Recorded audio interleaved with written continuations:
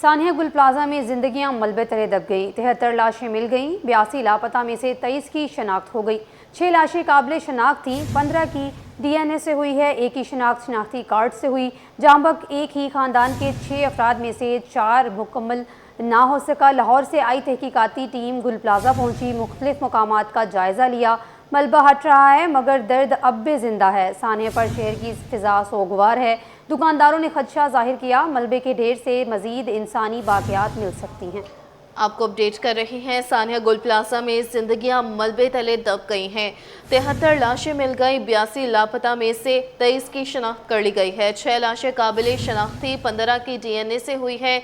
एक की शनाख्ती कार्ड से की गई है। जब एक ही खानदान के 6 अफराद में से 4 की शनाख्त कर ली गई और उनकी नमाज जनाजा भी अदा कर दी गई। सर्च एंड रिकवरी ऑपरेशन मुकम्मल ना हो सका। लाहौर से आई तहकीकाती टीम गुल प्लाजा पहुंची। मुख्तलिफ मकामात का जायजा लिया। मलबा हट रहा है मगर दर्द अब भी जिंदा है। सानहे पर शहर की फजा सोगवार है। दुकानदारों ने खदशा जाहिर किया, मलबे के ढेर से मजीद इंसानी बाकियात मिल सकती हैं। आपको अपडेट करते चले। सानिया गुल प्लाजा में जिंदगियां मलबे तले दब गई हैं। तफसीलात जानते हैं उसामा मलिक से। उसामा, बताइए। बिल्कुल अक्सर देखिए, आज जो है वो सानिया गुल प्लाजा का नवा रोज़ है, लेकिन आज जो है वो सुबह कुछ जो है वो रेस्क्यू ऑपरेशन किया गया था। उसके बाद जो रेस्क्यू ऑपरेशन रुका है उसका जो है वो सिलसिला अब तक शुरू नहीं हो सका है। ना ही मलबा हटाया जा रहा है, ना ही जो है वो सर्चिंग का अमल या जो रिकवरी का अमल था वो किया जा रहा है। अब तक सुबह से कोई जो है वह ना इंसानी बाकियात मिली है, ना ही जो है वो मलबे का जाने का सिलसिला जो है वो किया जा रहा है। हुकाम बताते हैं कि कोई वफाकी और जो लाहौर से टीम आई हुई है वो इस वक्त जाए वक़्त का दौरा कर रही है, इसलिए जो है वो रेस्क्यू ऑपरेशन बंद किया हुआ है। सुबह से ये रेस्क्यू ऑपरेशन बंद है, जिसकी वजह से ना ही मलबा जा पा रहा है, ना ही जो है वो लोगों की तलाश का जो है वो अमल किया जा रहा है। इसीलिए जो है वो जो मज़ीद जब जब दिन गुजर रहे हैं, इंसानी जो ज़िंदगी है या जो बकाया उनकी जो बाकियात भी हैं उसका जो है वो गलने का सिलसिला भी जो है वो जारी है। क्योंकि जो जो दिन गुजर रहे हैं, इंसानी बाकियात शुरू में जो मिल रही थी उसकी कंडीशन कुछ बेहतर थी, लेकिन जो जो वक्त गुजर रहा है, जो जो दिन गुजर रहे हैं, इंसानी बाकियात जो मिलती हैं उसकी कंडीशन बहुत ज़्यादा जो है वो ख़राब होती है, जिसकी वजह से जो DNA का सैंपल लेने में भी शदीद मुश्किलात का जो है वो सामना करना पड़ता है।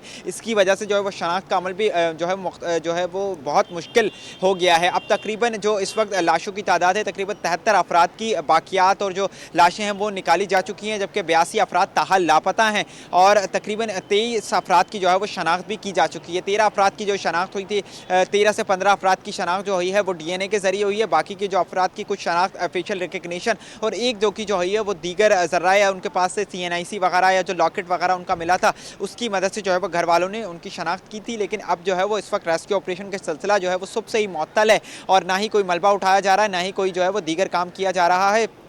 इससे जो है वो शदीद अब जो है वो लोगों जो यहाँ पर अपने प्यारों की याद में आ रहे थे वो भी जो है वो आज सुबह से कोई नहीं आए हैं, क्योंकि वो भी यहाँ से बेबस होकर कोई सिविल हॉस्पिटल या तो कोई दीगर जो हॉस्पिटल हैं वहाँ पर जा रहे हैं ताकि उनके प्यारे जो है वो मिल जाएं। इंसानी बाकियात जो है वो अब भी मज़ीद निकल सकती हैं। तकरीबन बताया जा रहा है कि कुछ जो है वो 10 के करीब मज़ीद भी जो इंसानी बाकियात हैं वो अंदर हो सकती हैं, लेकिन इस वक्त जो है वो रेस्क्यू ऑपरेशन मुअत्तल है क्योंकि एक टीम जो है वो यहाँ का जाए वक़्त का दौरा कर रही है। अब तक जो डेड बॉडीज़ की तादाद है वो 73 हो चुकी है, जबकि 82 अफराद ताहाल लापता हैं। 23 अफराद की जो है वो शनाख्त हो चुकी है। कब रेस्क्यू ऑपरेशन शुरू किया जाएगा अब तक जो है वो कुछ नहीं बताया जा रहा, जबकि आज जो है वो डिप्टी कमिश्नर साउथ की जानिब से सर्च एंड रिकवरी ऑपरेशन जो है वो उसको मुकम्मल करने का दावा किया गया है, जो कि 2 रोज़ कबल भी जो है वो दावा किया गया था, लेकिन वो पूरा नहीं हो सका। बताया जा रहा है कि तकरीबन 80 से 90% काम जो है वो सर्च एंड रेस्क्यू का मुकम्मल हो चुका है, जबकि मलबा हटाने का जो काम है वो जारी रहेगा और उसको जो है वो हफ्तों से महीनों भी लग सकते हैं। वो कब तक ख़त्म होगा, जब मुकम्मल मलबा कब तक जो है वो ख़त्म होगा, यहाँ से मुंतकिल कर दिया जाएगा, कुछ भी कहना जो है वो इस वक्त कबल वक्त है। कुछ भी कहना कबल इस वक्त है। अच्छा उसामा, दुकानदारों की जानिब से ये भी कहा जा रहा है कि जो मलबा उठाया जा रहा है या जो मलबा पड़ा हुआ है उसमें भी इंसानी बाकियात अभी मौजूद हो सकती हैं, तो इस सिलसिले में क्या कहेंगे आप, इसको किस तरह से देख रहे हैं?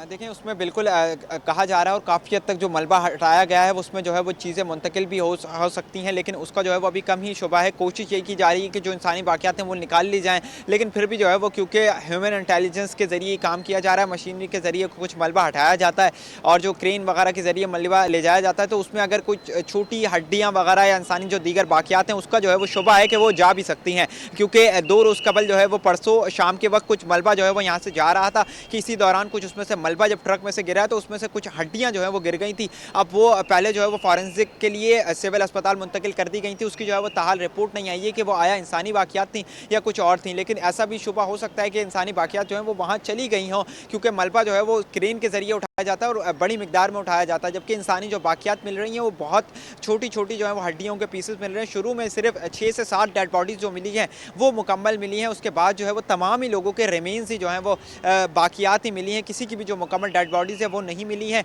शनाख्त जो है वो DNA के ज़रिए की जा रही है, जबकि जो बॉडी की शनाख्त होती है वो या तो खोपड़ी या जो दांत वगैरह हो गए या दीगर जो हड्डियां हैं उनके ज़रिए कोशिश की जा रही है कि उनकी शनाख्त हो सके, जो चेक किया जा सके कि मुकम्मल डेड बॉडी है, और उसके बाद जो है वो DNA करवाया जाता है और DNA जो सैंपल है वो उनके लवाहिकीन के साथ मैच करने की कोशिश की जाती है। अब भी जो है वो 82 अफराद की लिस्ट डिप्टी कमिश्नर ऑफिस में आवेज़ा है, जिसमें उनकी तस्वीरें और जो शनाख्ती कार्ड वगैरह हैं उनके साथ आवेज़ा की गई हैं, उनके घर के पते और जो शॉप नंबर है वो भी आवेज़ा किया गया है, लेकिन ताहाल जो है वो उनका कुछ पता नहीं चल पाया है।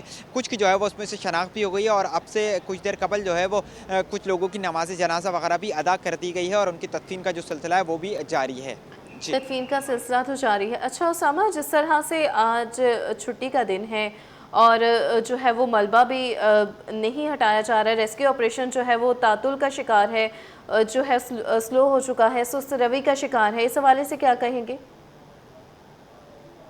बिल्कुल देखें, जैसा कि अक्सर मैंने पहले ही आपको बताया कि आज सुबह से ही जो है वो रेस्क्यू ऑपरेशन सुस्त रवि का शिकार, अब इसको बिल्कुल मुअत्तल कहा जाए तो वो गलत ना होगा। सुबह जब 8 बजे हम यहाँ पर आए थे तो कुछ चीज़ें यहाँ पर चल रही थी, वर्कर थे, मशीनरी थी, लेकिन उसके बाद जो तातुल आया है वो अब तक जो है वो rescue operation and search operation मुअत्तल है, और बल्कि मलबा जो हटाने का काम है वो भी नहीं हो रहा है, बिल्कुल जो है वो मुअत्तल है। हुकाम से हमारी बात हुई है तो उनका कहना है कि जो लाहौर से कुछ टीमें आई हुई हैं, वफाकी टीमें आई हुई हैं और उनके साथ दीगर जो माहिरीन हैं वो बिल्डिंग का विजिट कर रहे हैं, इस वजह से जो है वो रेस्क्यू ऑपरेशन मुअत्तल किया गया है।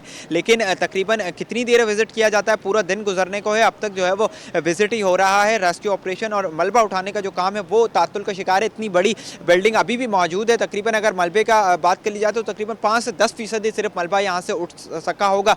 90% के करीब जो मलबा है वो ताहाल यहाँ पर मौजूद है और उसको जो है वो नहीं हटाया जा रहा है और अब तक जो है वो मुअत्तल ही काम है। जी ठीक है, उसामा मलिक बराह रास्त अपडेट कर रहे थे, बहुत शुक्रिया। कोऑपरेटिव मार्केट एसोसिएशन के इंतखाबात, असलम भाई और फिरोज ग्रुप आमने सामने। 247 मेंबरान आज अपना हक राय दही इस्तेमाल कर रहे हैं। सदर की नशिस्त पर मुशर्रफ इकबाल और मोहम्मद फिरोज में कांटेदार मुकाबला जारी है। इंतखाबी नताइज का ऐलान रात 12 बजे के बाद मतवक्की है।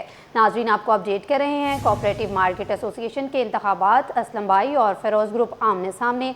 247 मेंबरान आज अपना हक राय दही इस्तेमाल कर रहे हैं। सदर की नशिस्त पर मुशर्रफ इकबाल और मोहम्मद फिरोज में कांटेदार मुकाबला जारी है। इंतखाबी नताइज का ऐलान रात 12 बजे के बाद मतवक्का है। मज़ीद जानते हैं काविश मेमन से। काविश, आगाह कीजिएगा। कोऑपरेटिव मार्केट सोसाइटी लिमिटेड के इंतखाबात का दंगल है और इस सिलसिले में हम देख रहे हैं कि मोहम्मद फिरोज और असलम भाई ग्रुप आमने सामने है। सदर की एक नशिस्त पर 2 उम्मीदवारों का मुकाबला है, जिसमें शेख मोहम्मद फिरोज और असलम भाई ग्रुप के जो उम्मीदवार है वो मध्य मुकाबले हैं। इसी के साथ साथ अगर बात की जाए मैनेजिंग कमेटी के हवाले से तो मैनेजिंग कमेटी की 8 नशिस्तें हैं, जिस पर 16 उम्मीदवारों के दरमियान कांटेदार मुकाबला मुतवक्के है। कोऑपरेटिव मार्केट में 3 साल बाद इलेक्शन का इनेकाद हुआ है। दोनों ग्रुप आमने सामने आए हैं। उम्मीद यही की जा रही है कि पुरअमन अंदाज में इलेक्शन का इख्तिताम होगा। शाम 4 बजे तक पोलिंग का वक्त मुकर्रर किया गया है, जबकि सुबह 11 बजे से पोलिंग का आगाज हो चुका है। वक्फे से यहाँ पर वोटर्स आ रहे हैं और अपना हक राय दही इस्तेमाल कर रहे हैं। इस हवाले से देखने के इलेक्शन का इनेकाद क्योंकि 3 साल बाद हुआ है, तो जो बरसर इक़्तिदार ग्रुप है उसकी कारकर्दगी भी सामने है और जो माजी में ग्रुप रहा है वो इलेक्शन के इनेकाद के बाद दोबारा मैदान में आया है। तो दोनों ग्रुपों की कारकर्दगी आमने सामने रही है और इस हवाले से जो वोटर्स हैं वो उसी की बुनियाद पर अपना वोट कास्ट कर रहे हैं। 247 यहाँ पर रजिस्टर्ड वोटर्स हैं जो अपना हक राय दही इस्तेमाल कर रहे हैं। जी, काविश मेमन तफसीलात से आगाह कर रहे थे, शुक्रिया। क्लिफ्टन डिफेंस कम्युनिटी के ज़ेर एहतमाम सालाना डिनर की तकरीब मुनक्किद की गई, जिसमें कम्युनिटी मेंबरान समेत मुख्तलिफ शोबा है ज़िंदगी से ताल्लुक़ रखने वाली शख्सियात ने शिरकत की। तकरीब का मकसद बाहमी रवाबित को फ़रोग़ देना और कम्युनिटी सरगर्मियों को मज़ीद मजबूत बनाना था। मज़ीद तफसीलात अहसन अब्बासी की इस रिपोर्ट में देखिए। कराची के इलाके क्लिफ्टन में डिफेंस कम्युनिटी की जानिब से सालाना डिनर का इनेकाद किया गया। तकरीब में कारोबारी, समाजी, तालीमी और दीगर शोबों से वाबस्ता मोअज़्ज़िज़ अफराद ने शिरकत की। मुंतजिमीन का कहना था कि इस तरह की तकरीबात से कम्युनिटी के अफराद के दरमियान हम आहंगी बढ़ती है। हमारा मकसद लोगों को एक प्लेटफॉर्म पर इकट्ठा करना है। हमारी वेलफेयर एक्टिविटीज़ भी होती हैं, हमारे जो आपस में हम लोगों के तनाज़ात हैं उनके मसाइल के हल के लिए भी हम किरदार अदा कर रहे होते हैं। तो CDC एक मल्टी डायमेंशनल एक ऑर्गेनाइजेशन का नाम है जो कि वेलफेयर के तमाम शोबों को कवर कर रहा है। इस साल अल्हम्दुलिल्लाह CDC के जो बड़े बड़े प्रोजेक्ट्स हैं, बड़े बड़े काम हैं, उसमें डिफेंस क्लिफ्टन से रिलेटेड जितनी भी कच्ची आबादियाँ हैं उनके ज़रिए जो क्राइम्स वगैरह हो रहे थे उसके लिए सद्देबाब के लिए रास्तों का बंद करना इस साल का बहुत बुनियादी काम था। तकरीब के दौरान मुस्तकबिल में कम्युनिटी की सरगर्मियों और फलाही मंसूबों पर भी तबादला ख्याल किया गया। शुरा ने तकरीब के इनेकाद को सराहते हुए ऐसे प्रोग्राम्स को जारी रखने की ख्वाहिश का इजहार किया। मुंतजिमीन के मुताबिक क्लिफ्टन डिफेंस कम्युनिटी आइंदा भी समाजी रवाबित के फ़रोग के लिए इसी नौइयत की सरगर्मियों का इनेकाद करती रहेगी। कैमरामैन मोहम्मद रमीज़ के साथ एहसान अब्बासी, सिटी 21। इत्तेहाद टाउन खैबर चौक पर मूसा फाउंडेशन की जानिब से फ्री मेडिकल कैंप का इनेकाद किया गया। Sugar, blood pressure, hepatitis B और C के साथ स्किन केयर की डॉक्टर भी मौजूद। UC के सदर याकूब खान ने कहा कि आबादी में नज़ला बुखार की शिकायत आम है। मज़ीद जानते नुमाइंदा अक्सर शाहिद से। अक्सर बताइएगा। बिल्कुल मेडिकल कैंप का इनेकाद किया गया है बल्दिया इत्तेहाद टाउन में खैबर चौक पर जो है वो UC1 में फ्री मेडिकल कैंप का इनेकाद जो मूसा फाउंडेशन की जानिब से किया गया है, जिसमें आप मेरे कम में देख सकते हैं कि बड़ी तादाद में ख़वातीन, क्योंकि मैं ख़वातीन के कैंप में इस वक्त मौजूद हूँ, यहाँ पर जो वो ख़वातीन आ रही हैं और अपने जो वो टेस्ट करवा रही हैं। यहाँ पर मुख्तलिफ फ्री मेडिकल कैंप हैं जिसमें शुगर है, ब्लड प्रेशर है और हेपेटाइटिस की भी जो है वो B और C का जो है वो टेस्ट किया जा रहा है। हमारे साथ UC1 के सदर मोहम्मद याकूब और मूसा फाउंडेशन के जो है वो वर्कर मौजूद हैं। इनसे बात करें। सर ये बताइएगा मज़ीद कौन कौन सा टेस्ट यहाँ पर जो वो किए जा रहे हैं? माशाल्लाह यहाँ शुगर है, हेपेटाइटिस A B C हैं, उसके अलावा मेडिकल की मेडिसिन वगैरह दे रहे हैं। साथ साथ वैसे 2-3 मरीज़ हैं जो हमने उनको व्हील चेयर प्रोवाइड कर दिए। मूसा फाउंडेशन का मैं शुक्रिया अदा करता हूँ एज ए वर्कर और एज ए इलाके के, जिन्होंने हमारे 3-4 पेशेंट ऐसे थे जो बेचारे चल के नहीं आ सकते थे, तो उनको इंतज़ामिया ने देखा, आसिफ भाई को कॉल की, उन्होंने 3-4 व्हील चेयर अर्जेंट भेज दी और उनको अल्हम्दुलिल्लाह हम दे रहे हैं। अच्छा ये बताइएगा, अगर किसी पेशेंट का सीरियस इशू निकल आता है तो उसे आप सिर्फ यहीं की ट्रीटमेंट करते हैं या फिर आगे हॉस्पिटल भी कन्वर्ट करते हैं? नहीं, यहाँ उसकी पहले ट्रीटमेंट होती है, उसके बाद जैसे डॉक्टर रेफर करते तो आगे फिर हम सिविल जिना या किसी प्राइवेट इदारे में भी मुड़ सकते हैं जहाँ होता है। अल्हम्दुलिल्लाह मूसा फाउंडेशन उसको देखती है। मूसा फाउंडेशन जो है वो उसको देखती है। यहाँ पर जो है वो इस वक्त टेस्ट किया जा रहा है। आप देख सकते हैं यहाँ पर मुख्तलिफ चीज़ों का जो है वो टेस्ट है। ख़वातीन भी मौजूद है, मर्द भी मौजूद है, बच्चे भी यहाँ पर मौजूद हैं। जो ख़वातीन यहाँ पर है वो ये कहती हैं कि बच्चों में जो जैसे सर्द मौसम में तो बुखार के जो है वो मसले मसाइल जो बहुत ज़्यादा देखे जा रहे हैं। ना सिर्फ यहाँ पर टेस्ट होता है बल्कि आगे हॉस्पिटल में भी जो है वो सीरियस केस को जो है वो शिफ्ट किया जाता है। जी।